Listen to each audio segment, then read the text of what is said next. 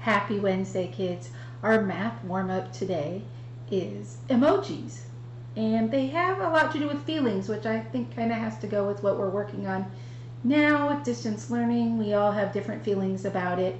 I want you to look at it closely and figure out which line you can start with. Remember to look for one that has either just one emoji and some numbers, or start with one that has two emojis and a number. Think about where you can start and then go from there. That's always helpful to know where you can start. So this one might be a little bit more difficult for you, but I know you guys can do it.